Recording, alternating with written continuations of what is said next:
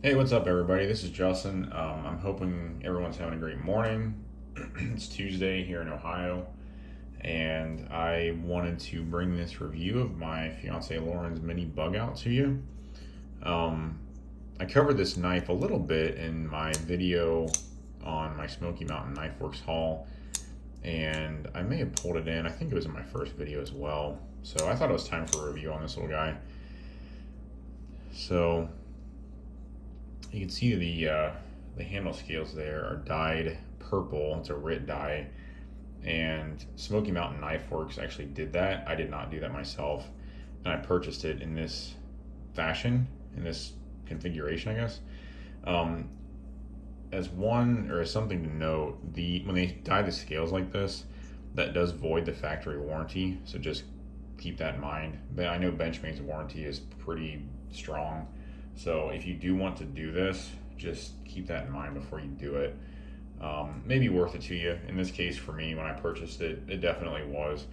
Purple is one of her favorite colors. It's definitely my favorite color. So anyway, let's jump into things. So starting off with blade steel, this one is S30V, as most bug outs are. S30V, I think, gets a lot of hate right now or these days from the knife community. There's a lot of steels that are better than S30V. A lot of companies are switching to only using 20 CV, or some use S35VN. S30V is still an excellent steel, and for that reason, I gave this a 7. I know my scale may seem a little subjective, a little wonky at times, but I think it's a fair assessment of this. If it was S35VN, I would probably give it an 8, but I think S30V still deserves a 7, and I've heard Benchmade's S30V is excellent, although I don't have a lot of personal experience with it. Moving on to clip, these, I think most, if not all, bug outs come with this deep carry style clip. This is a short one. This is a mini bug out. Although the other ones I think come with the short ones as well. But yeah, just a nice stamped clip, black, good retention, good ramp, easy to get in the pocket. Has this little cutout here. I'm not sure, probably just for appearance. Couple screws here. They're not recessed into the handle, but shouldn't be a big deal when you're putting it into your pants. So clip style, I gave it an 8. I think it's an excellent clip, and it positions the knife deep in the pocket, and yeah, just a really nice design. The only reason I knocked it down a couple points is because it's going to show some wear, and I'm not sure how this will hold up over time. I have another Benchmade that the clip seems to be getting a little bit loose, so I'm not sure about the longevity of those, but anyway, still a very good clip. In terms of lock type, this, like most, if not all of Benchmade's, has an axis lock. It's smooth, easy to operate. It's one of Lauren's favorite things. She can sit here and fidget with it. She does it where she pulls this back and kind of flips it back and forth, but it's hard to do it when I'm under my camera here. But yeah, axis lock, has the Omega springs there. You can kind of see part of the Omega springs sticking up around the little knob. But yeah, Benchmade has been using these for a long time, and I think it's a really good lock. So in terms of materials, these aren't FRN scales. I'm not sure what kind of plastic it is. It does feel a little bit cheap, although this one doesn't flex like some of the earlier bug outs do that I've seen.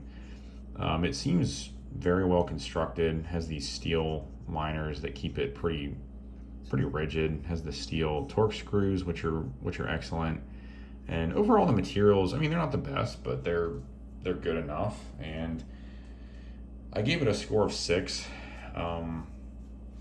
Maybe a little bit harsh, but it's just, I think the biggest thing for me is the plastic on these just feels really cheap. So I knocked it down a couple points for that. In terms of size, I'll use the normal crew here. So here's the Spy Mannix, which you can see the mini bug out is much smaller than that in terms of height and length. And then here's a Buck 110 for comparison, which is much longer than the mini bug out. I would guess the mini bug out's blade length is around 2.5 inches. Overall length, maybe 3, 5, maybe around 5.5, 6 inches. But yeah, in the pocket, very slim profile, pretty comparable to the Buck, and then much slimmer than the Mannix. You can kind of see it there. So yeah, anyway, that's the size comparison for you. Small knife, very lightweight, easy to carry. Action, this one is one of the stiffer axis locks I've handled. I think it will smooth out, and I'll probably put a little bit of oil on the pivot. But yeah, a little bit stiff out of the box, but it's no big deal. I'm sure it'll smooth out as time goes on, as she carries it more, as she uses it more. So I gave the Action an 8. Not quite in the realm of the 940s that I reviewed, but I'm sure eventually they'll all be 9s or 10s. This score is going to change as we own the knives longer. But this is focusing on out of the box action. Hardware on this, as I mentioned, and like the 940s, has the Torx screws. I believe this is a T8 and these are a T6. Although don't quote me on that. I did not try the Torx driver before I filmed this video. But yeah, just simple steel screws. Should be very easy to disassemble this, although be careful around the axis lock. I've heard they're a little tricky. Never personally tried it. But yeah, so hardware on this, I gave an 8. Same as the 940s. And then moving on to price, this one I just struggle with Benchmades because they just all seem just like a step above where they should be in terms of price. So this knife, without the RIT die, I believe mini Bugouts are around $125 to $130. With the RIT die, bumped it up to $150. So I mean, that's a lot of money.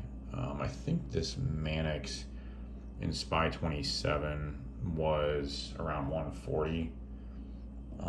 This Dragonfly that I also bought for Lauren was $100 with VG10 and steel handle with this design. So it just doesn't, I don't know. I struggle with Benchmade sometimes and their pricing. I always joke that they have a butterfly tax. So I knocked this one down quite a few points for that. I mean, it's very lightweight and it is strong. I mean, there's nothing wrong with the construction, but again, this plastic feels pretty cheap.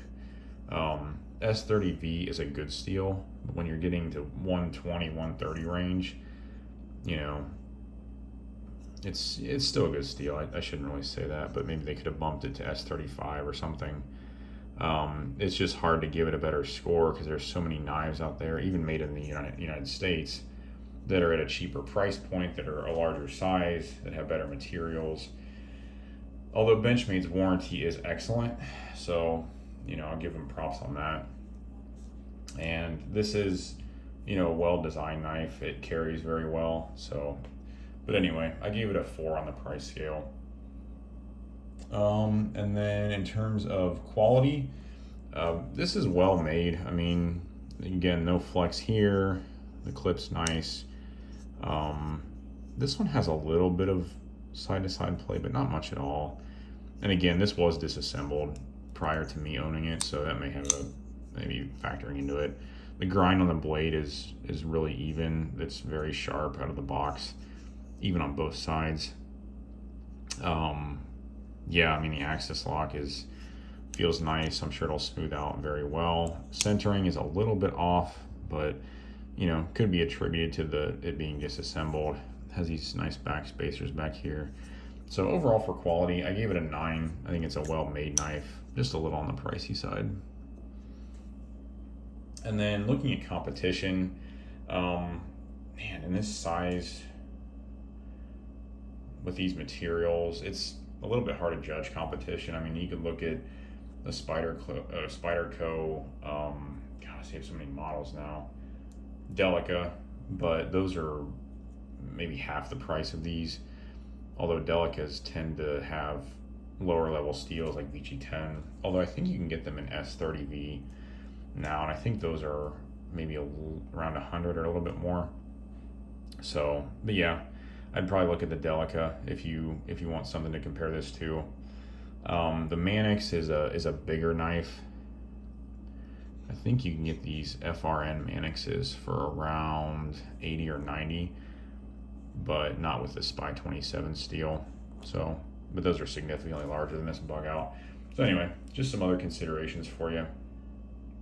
So yeah, that's the review of Lauren's mini Bugout. Hope you enjoyed this. If you haven't subscribed, please do. Thanks for watching, and I'll talk to you guys in the next one. Have a good one. See ya.